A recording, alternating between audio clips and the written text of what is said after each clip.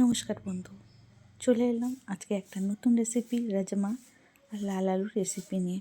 চলো তোমাদের সঙ্গে শেয়ার করি কীভাবে রান্না করলাম, আর তার সঙ্গে মাঠের তোলা কলমি শাক ভাজা। আজকে এই দুটো রেসিপি করেছি, বেগুন ভাজাও করেছি আর তার সঙ্গে ডাল। তো দেখো, রাজমাগুলোকে রাত্রিবেলা ভিজিয়ে রেখেছিলাম, সকালবেলাকে এটাকে চটকে চটকে ধুচ্ছিলাম। কিছুটার খোসা বেরিয়েছে, কিছুটা বেরোয়নি। অনেক দিন রাজমা খাওয়া হয়নি, তাই ভাবি চলো আজকে রাজমা করি। তার সঙ্গে ছোটো ছোটো লাল আলু ছিল, সেইগুলোকে লম্বা লম্বি করে কেটে নিয়েছি। আর তার সঙ্গে মাঠে তোলা দেখো কলমি শাক, একদম বিনা সারের। আর সত্যি কথা বলতে আমার খুব ভালো লাগে এই কলমি শাক।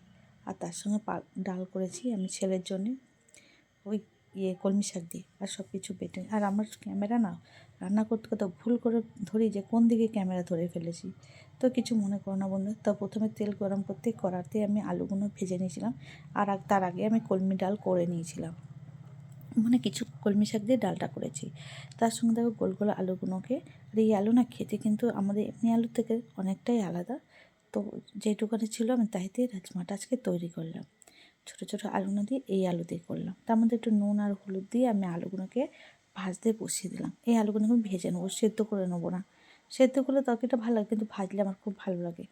অবশ্য করে খেয়ে দারুণ লাগবে কিন্তু। তো রাজমা অনেকে অনেক রকম রান্না করে, তো আমি কীরকম করলাম সেটা দেখো। আলুগুলো মোটামুটি আমার ভাজা হয়ে গেছে।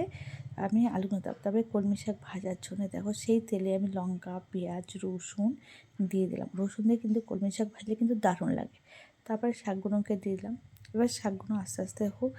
আর এই মাঠের শাক কিন্তু সত্যি কথা বলতে আমার খুব ভালো লাগে। এগুলো সহজে পাওয়া যায় না, যেহেতু আমাদের এখানটা গ্রাম টাইপের। আর আমাদের যেহেতু পুকুর আছে সেখানেই হয়, সেখান থেকে তুলে নিয়ে আসা হয়। তো হয়ে গেছে শাক ভাজা। রাজমাকে আমি সেদ্ধ করে নেবো একটু, তাই জন্য একটু নুন দিয়ে রাজমাকে সেদ্ধ করতে বসিয়ে দিলাম।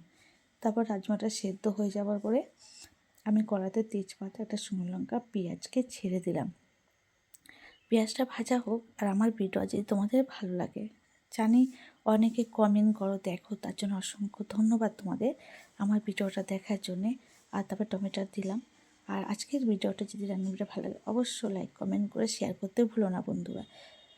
দেখো নুন হলুদ দিয়ে দিলাম, তার মধ্যে আমি জিরে গুঁড়ো, ধনে গুঁড়ো সব কিছুই দিয়ে দিয়েছি। তো বাটিনি কিছু, তো সবই আমি গুঁড়ো দিচ্ছি। তোমরা বেটে দিতে পারো, কোনো অসুবিধা নেই। আমার গুঁড়ো ছিল তাই দিলাম। আর শুধু বেটেছি আদা, রসুন আর শুকনো লঙ্কা একটু। আর তার মধ্যে আমি দিয়ে দিয়েছিলাম একটু এসব দিয়ে একটু জল দিয়ে দিয়েছিলাম, কারণ মশলাটা যাতে না পুড়ে যায়। দেখতে পাচ্ছ বন্ধুরা ভালো করে। আর তার সঙ্গে দিয়েছিলাম একটা সিক্রেট, মানে কাসুরি মেথি। কাসুরি মেথির গন্ধ আমার হাতে এখনও এত সুন্দর স্মেল, তোমায় কী বলো, আমার খুব ভালো লাগে। তাই জন্য আমি এরকম যখন ভাবছি একটু আলুর দম করবো, তখন এই কাসুরি মেথি দিয়েই করবো। আমার কিন্তু গন্ধটা কিন্তু দারুণ লাগে। তোমাদের কেমন লাগে অবশ্যই কমেন্ট করে বলো। মশলাটা কষানো হয়ে গেছে, তার মধ্যে আমি সেদ্ধ করা আমি এগুলোকে দিয়ে দিলাম। রাজমাগুলোকে দিয়ে অবশ্য ভালো করে নাড়বো যতক্ষণ না মশলাটা এর মধ্যে মিশে যায়। ভালো করে আমি নেড়ে মশলাটাকে মিশিয়ে দেওয়ার পরে তার মধ্যে দেখো যখন রাজমাটা একটু ফুটে উঠলো, তারপরে আমি ভেজে রাখা আলুগুলোকে দিয়ে দিলাম। অবশ্য তোমরা সিদ্ধ করে দিতে পারো, কিন্তু আমি ভেজে দিচ্ছি। ভেজে দিলে এর স্বাদটা দ্বিগুণ হয়।